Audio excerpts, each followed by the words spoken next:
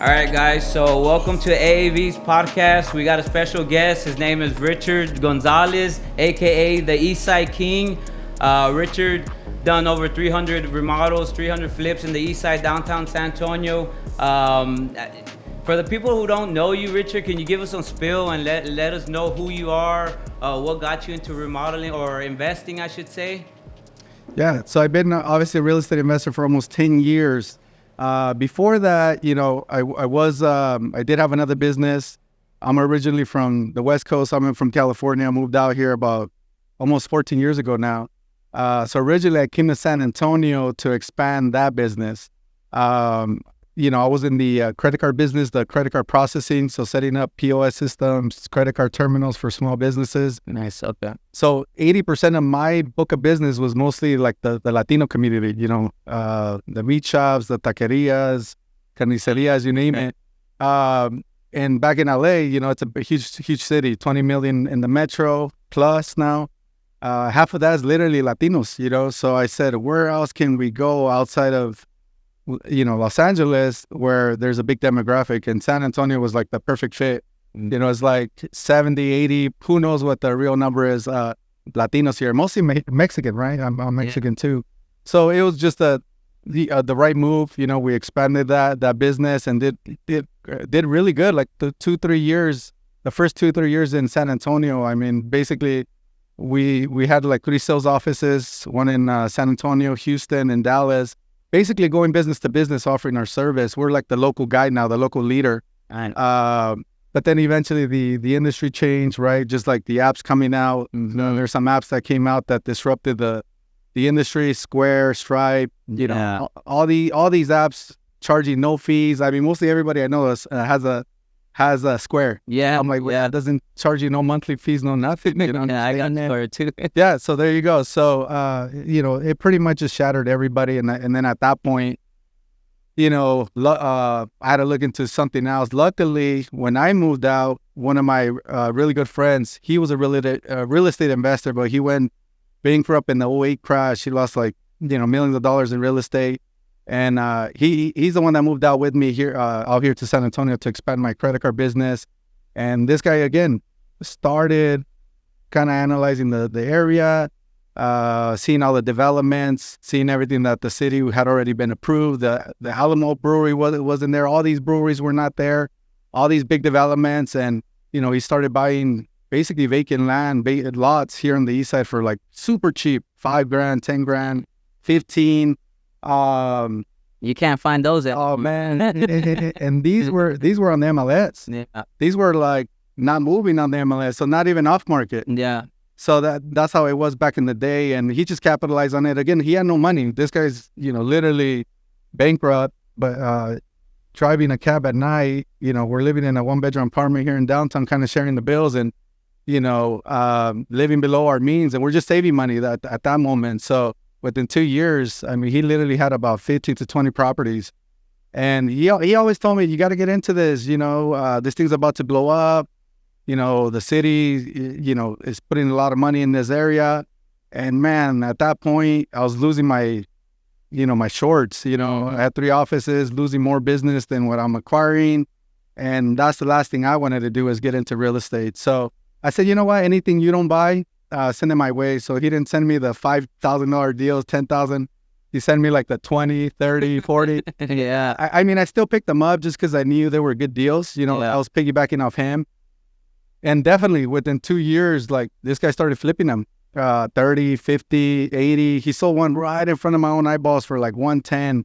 And he paid like 15 grand for this. So that was it, man. That was like that thing that just turned in my head. I was like, man, I don't know how this thing works, but I'm going all in, and so I sold my lots too, and then got into the rental game. So when you came to San Antonio, you had you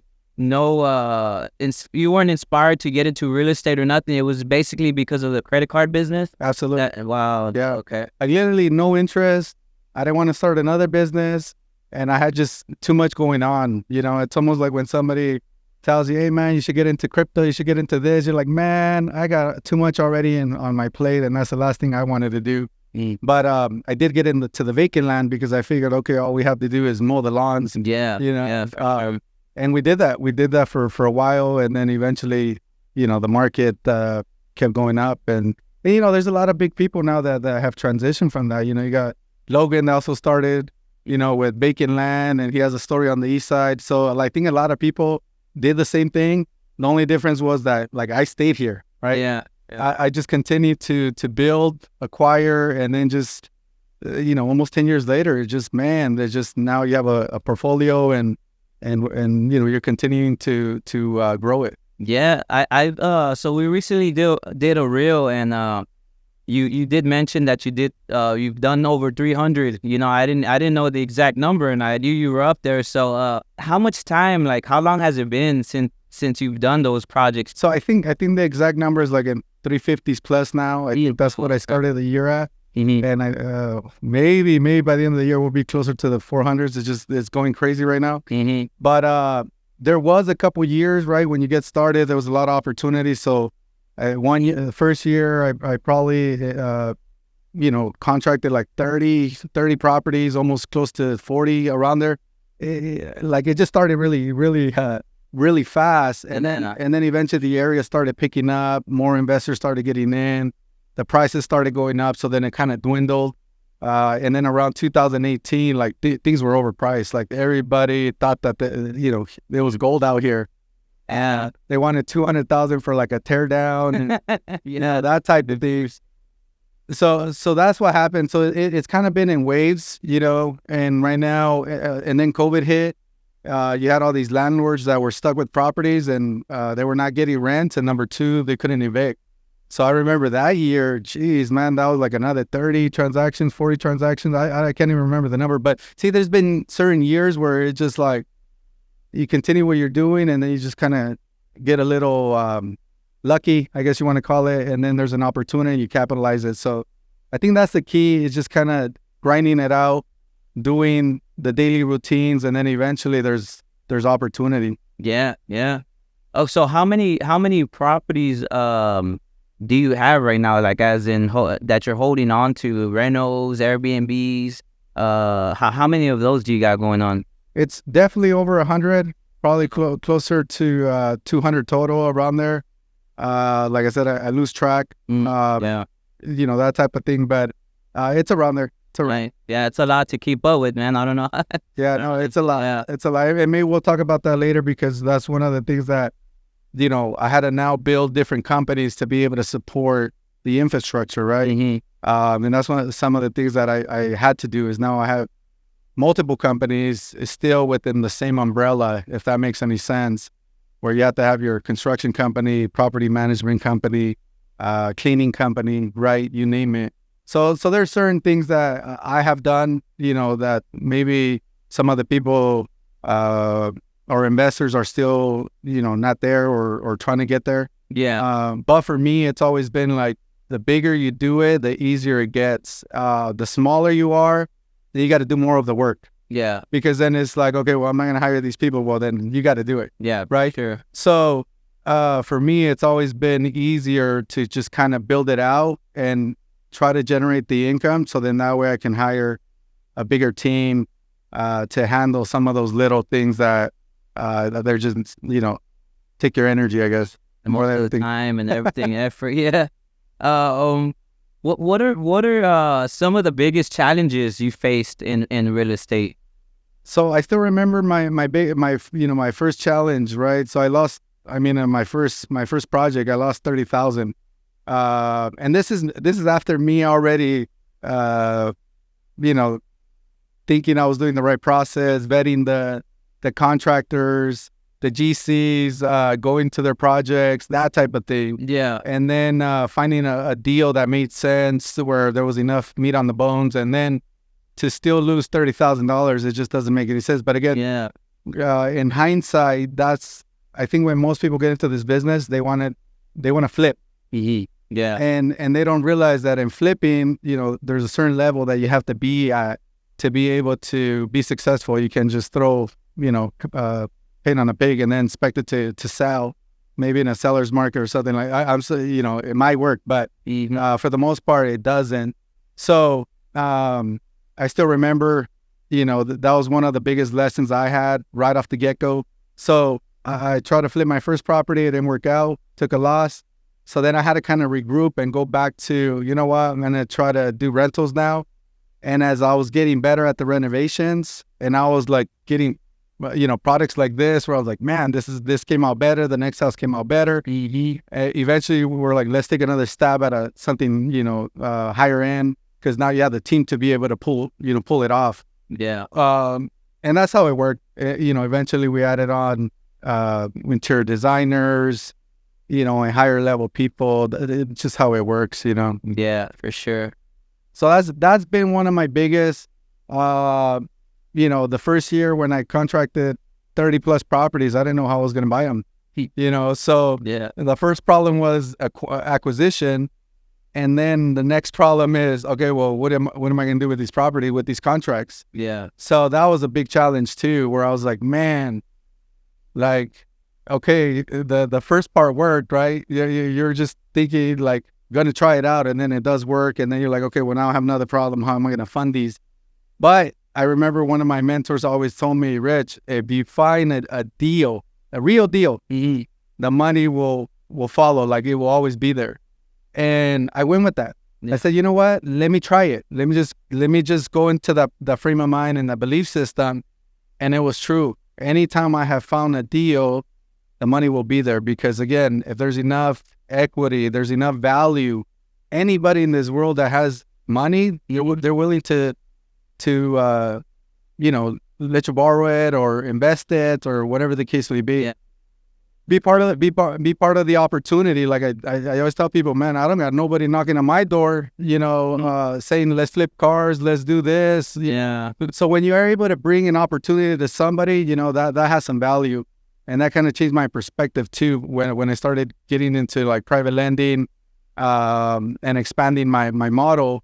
I used to think like, man, I have to beg people for money, this and that. And one of my biggest investors biggest private lenders, he's like, Rich, I'm using my retirement account, right? My IRA. And I'm like, what the hell? I thought you had cash. Mm-hmm. So then I just realized that I was helping him out.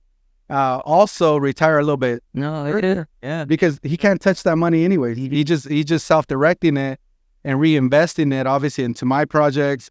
And then we're paying him a higher interest, better than the banks and whatnot. So again, these are all the little things that kind of were as a mindset that were coming into play, that now I realized I had something of value to be able to even propose private lenders, or people that wanted to partner up. Yeah. For the viewers, can you describe what's the difference between private lending and hard money? Sure.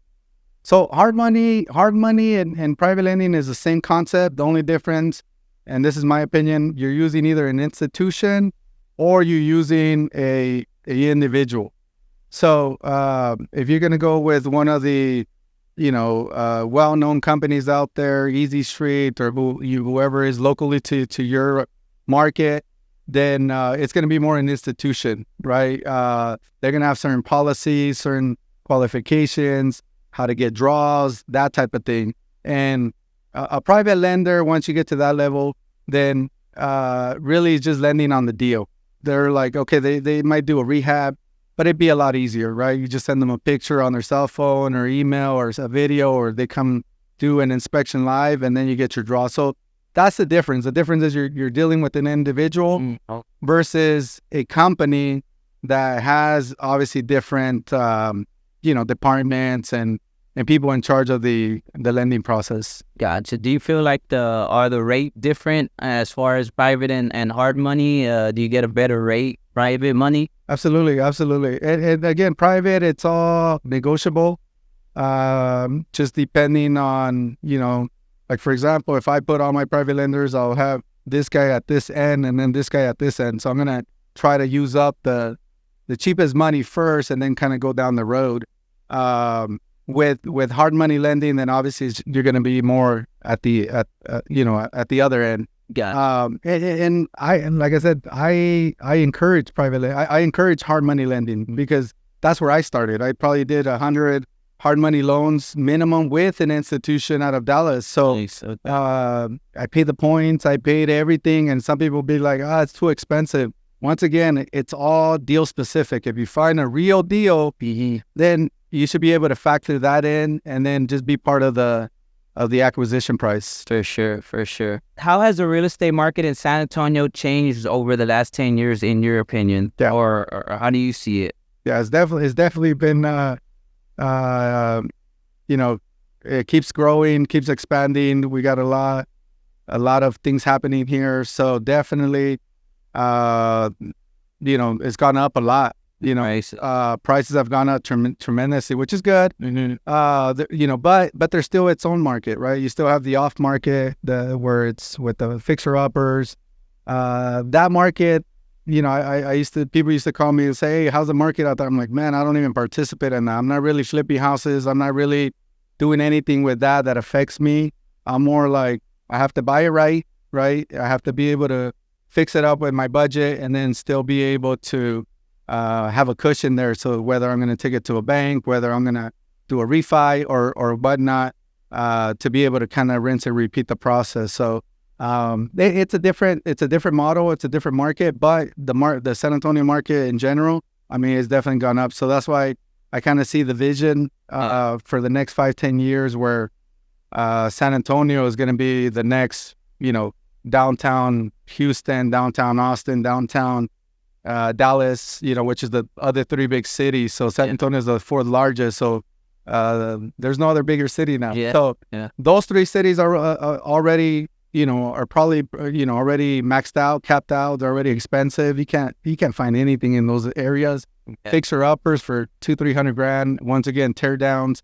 It just doesn't exist. Empty lots for hundreds of thousands. So San Antonio, there's still projects for $100,000, $150,000. There's probably too much work here, where you can actually select what type of project you want to get into, whether it's cosmetic or heavy duty. For sure. So you feel like San Antonio, it's definitely gonna be the next Austin, Houston. Absolutely. For sure. Yeah, I see it too, man. We're so behind on a lot of stuff. Even the city, they've implemented all these new rules. So I feel the same. I feel we're gonna be there. How do you approach risk management in your investments? Yeah.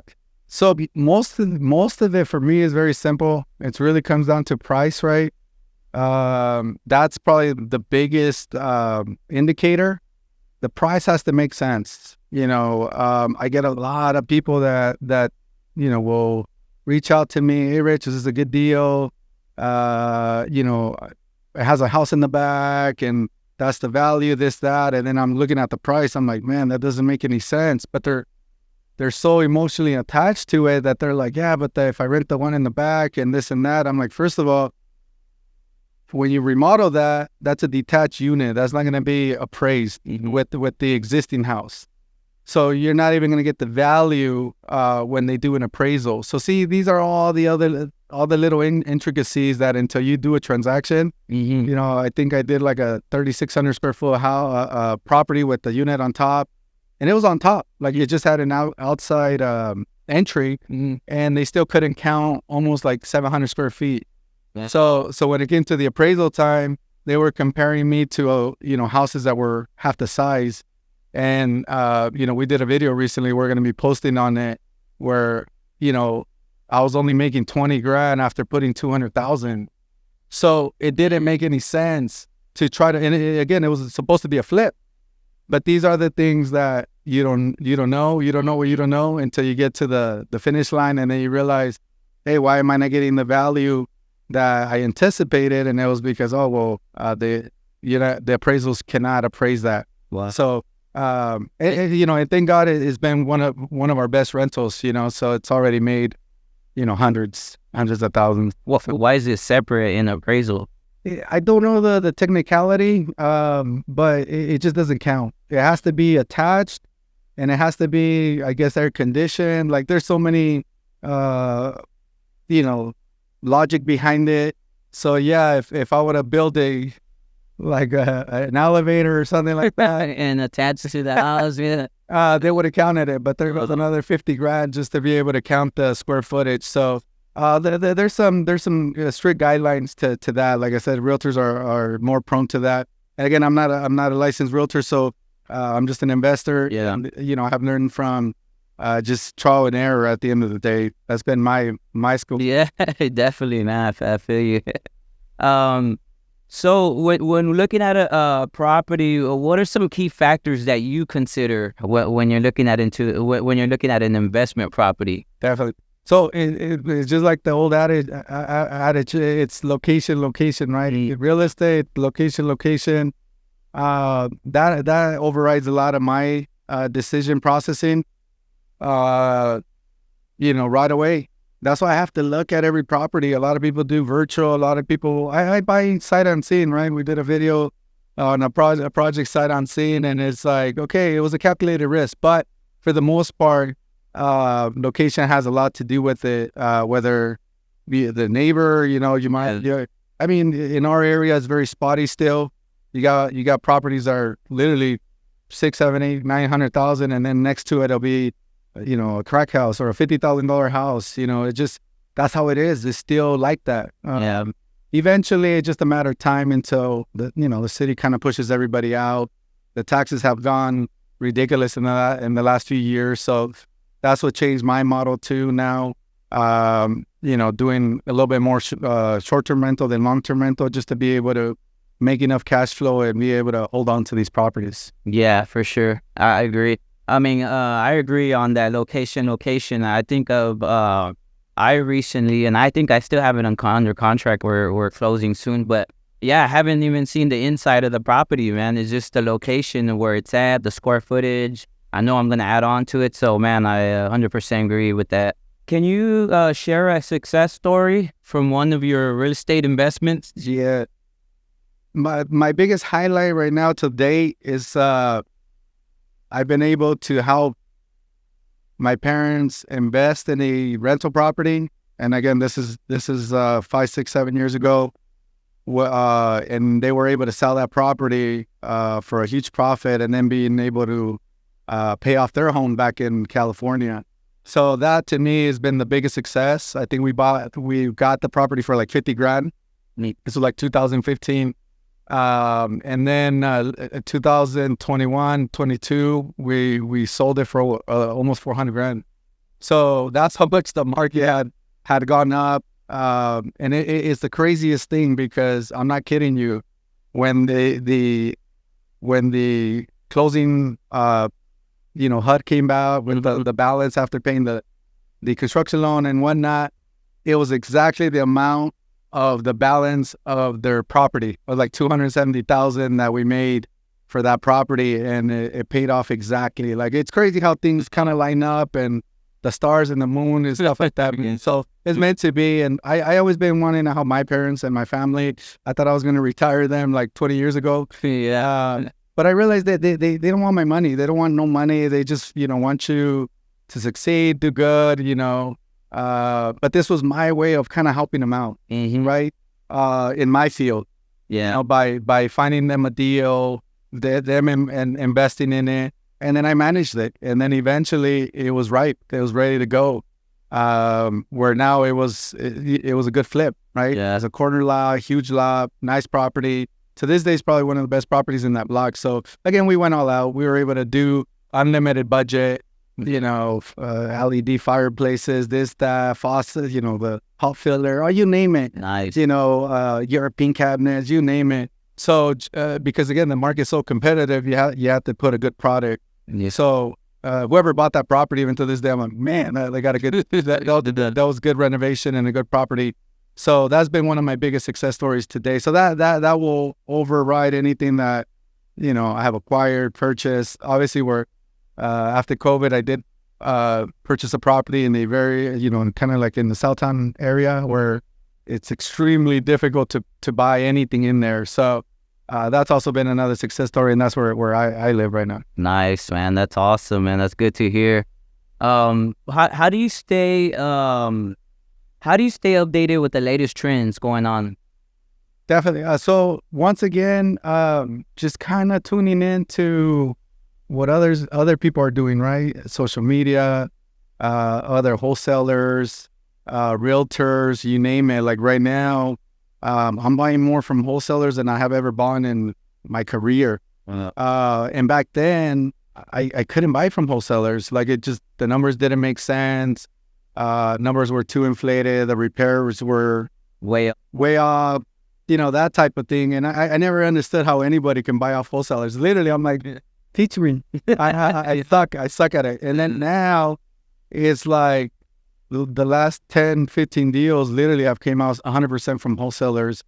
And I think once again, now people realize, more people are realizing I'm in this area. And, I think some of them are not even marketing their properties no more, where they don't even want to contract it if maybe I don't want to buy it or something like that. Oh, yeah. So see, it takes a while. It takes a while to get to that point where people are looking for you and kind of saying you're one of the main buyers in those zip codes. And so it should get easier with time, right? And that's why right now, we're flooring it. We're literally like going all out, because it's like, well, dude, we have the experience, we have the resources, we've been doing it in this area. If somebody's going to come to my area, I should be the one that capitalizes the most, right? Yeah. I've been in here versus kind of like, okay, that's enough.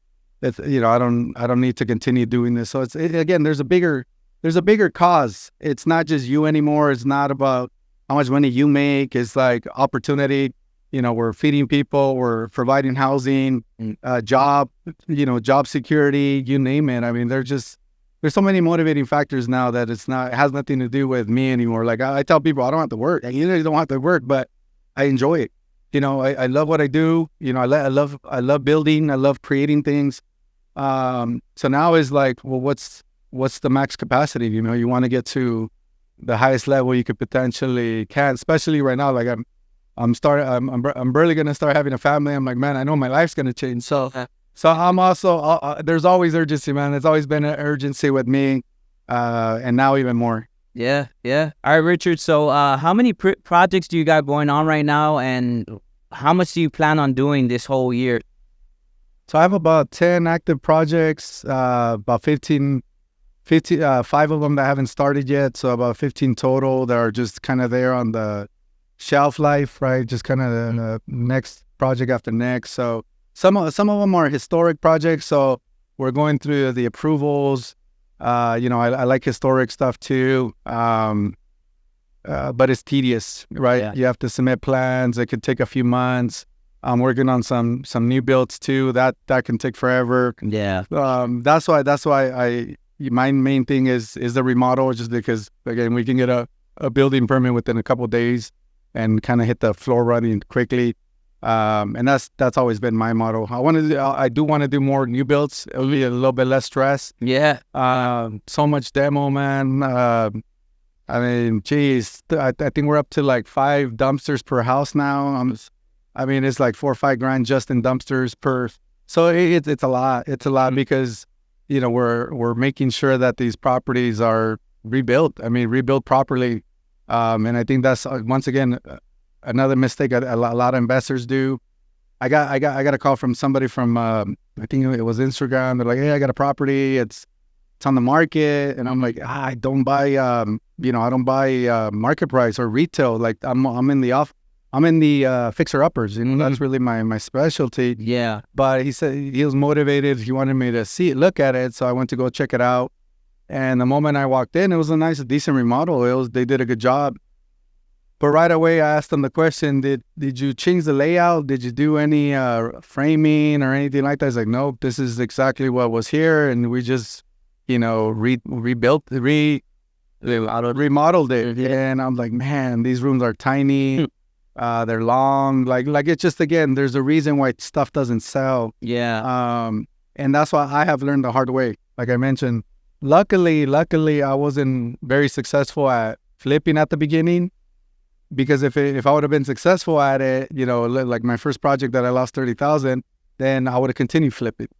But because of that, it kind of made me take a step back and then kind of regroup and continue working on the system, the process, the rehab process, and then eventually got better and better, after each project. And Meanwhile, I was just holding on to them. So it would have definitely changed my whole trajectory and business strategy. So everything happens for a reason, you know. So I'm glad I failed. Yeah, You know, I failed. lost the 30 grand. Lost 30 grand. Man. And How did you feel about that? Like was it just like, man, like was it something where you're like, oh, dreading on every day, or just like, you know, it's just a learning experience, like just keep going?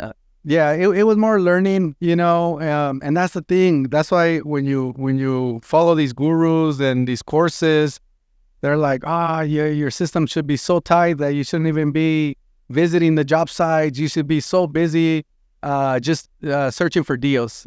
So I went with that mentality. I'm like, okay, I'm already a big dog. I got one deal. Yeah. So I would show up on Fridays to you know, because it's payday and you want to see the progress. And I'm looking at the house and I'm like, well, what got done, man? Everything looks the same. Oh, no, we reframed this, we did that, we braced everything, the walls. I couldn't see any of that. And I'm just going off by what they were saying. And once again, here's another big draw. So they knew the mechanics, right? That they've been doing this longer than me. This guy was, well, he's 50. He's been a contractor for 30 years. Yeah. So he smelled, you know, new blood and took advantage of me. So then, obviously, by the end of at the end of the day, my rehab budget was gone, and now I was left with half the project completed. And then they pick a fight with you, and it's your fault. You know, you don't know what you're doing, this type of thing. And then they do that on purpose to, you know, kind of take off and not feel guilty, that type of thing. So eventually, I changed my management style. Right, I was now showing up at 8 in the morning with them, and I was there at the end of the day. So I didn't have no construction experience. Like my construction legs were non-existent. But I was like, you know what, my background is management. I can be there at 8, be there at 5, and then walk it, see the progress, daily progress, and then also kind of figure out what materials we need for the next day, that type of thing, right? Where I was more in the loop, and then all of a sudden it started working. And that's again human nature. You got to be able to. There's a reason why I stay in my area, right? I done, I think, only 2 projects outside of my area, and even with the same systems, same people, same team, different result. Yeah. You know, I'll go out there, 2:00, I'm gonna let me go check on that project that's 20 minutes out. Nobody's there. Like, hey, where you guys at? Oh, we're coming back from lunch. I'm like, come on, man. Like, you guys either doing, you know, side jobs or giving bids or whatnot, because they know my money's guaranteed, right? So everybody, you know, is trying to get more, and I get that. But here, it's a little bit different, right? They're in my area. My office is here. I'm going to go grab something to eat and stop by just for the hell of it. So it's doing over 300. You probably heard every excuse in the book, right? man. I've heard that one before. I tell people, man, everybody's gone to the same seminars. Like, it's just, they got it down to the science, man. They got it down to the science. But fortunately, again, my background was managing sales reps, right, in my previous company. So when you manage sales reps, these guys have a gift, right? The gift of gab, the gift of us talking. And when that target's pointing at you, man, you better be one step higher than them. And that's where I got my training, right? I was able to manage really high-skilled salespeople. So I had to kind of, you know, be playing chess at a higher level every single time. And that's kind of how it is with contractors, with trades, with anybody you deal with, right? They at the end of the day, they want the money, they want the pay, and that's how it works. You know, it's a business transaction, and there's nothing wrong with that, right? I want to literally transfer the money amount. The money's here. And literally, I just need the job completed, and I'm willing to pay you as I love paying on completed work. Yeah, I use the word love. I was using love here, like, but it's true. You know, it's like we just want things complete. You know, not half-assed, not oh, you missed this, you missed that, and it's, you know. So again, there's people that fit your model, and then eventually they either move up or they move out. You know. That's how it works. And that's a good one, man, for the viewers. You know, going back to how you lost the 30 grand, you know, we got a lot of new investors who are trying to get into the real estate business and dealing with contractors. And I myself, I've been on estimates where they're like, hey, the contractor took off. So what advice would you give to them starting off new? Like, would it be like just, hey, be there on them, or what is one piece of advice you think you can give them starting off new, not knowing nothing, to avoid those getting burned basically from somebody? Yeah, I think my biggest advice there would be partner up with somebody first, rather than you doing it yourself. Find a mentor or find somebody that's already doing it and say, hey, man, I got a deal. I got the money lined up. I just need, somebody to basically do it together. Mm-hmm. I mean, you have to pay. You have to give some away if you need help. Yeah. And that will ensure you that, at least it'll be a successful project, right? You're not going to be just part of the bad statistics out there. Because like I said, there's just too much work here in San Antonio. There's just way too much work. And contractors are looking for those guys. So these guys have master degrees, so if you're barely starting, there's just no chance.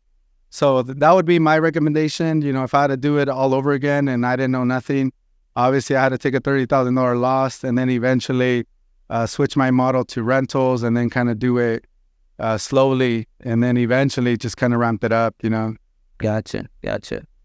Cool. What are some long-term goals for your real estate business? I want to continue to grow my portfolio. So whatever that limit is, right? We're just going to continue to work. Like I mentioned, there's still a lot of opportunity. There's still the downtown area, the east side, or our area. There's still a lot to go. I mean, there's hundreds of projects, hundreds of opportunities. So sky's the limit, to be honest with you. So that's one of the things that I'm trying to project out there with my social media. Kind of letting people know, man, there's work out there. So those people that say there's no opportunity right now, or I don't know what they're waiting for. Like, they're waiting for like a time bomb to hit the market or something like that. But it doesn't really work that way. Opportunity doesn't wait for anybody.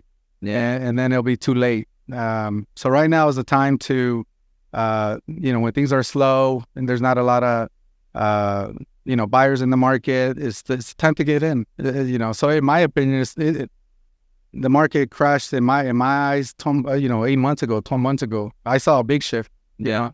I started buying stuff on the MLS, at a good deal where maybe 4 years ago, I couldn't even, like that property on Nevada, they had it for like 200 some thousand for almost a year on the MLS. And then I end up buying it for $100,000. Like, so you got to ask yourself how. That's $100,000 markup, like this price cut right there. Wow. Yeah. So you got to wonder, like, what happened? Yeah. How did it last a year? And how did they not get an offer? Maybe they just overpriced it right off the get-go and nobody ignored it. But it's just, again, you gotta, as realtors, I think they also make a lot of mistakes where they don't realize where the market really is at. Mm-hmm. And they make too many promises to the sellers and they're hoping that they get at least one offer, but sometimes you don't get any offers. Yeah. When we sold my parents' house is literally when the market had gone down. And I still remember we put it on the market and like the first week we got first 2 weeks, we got first 30 days, we got one showing. Luckily, that showing put an offer.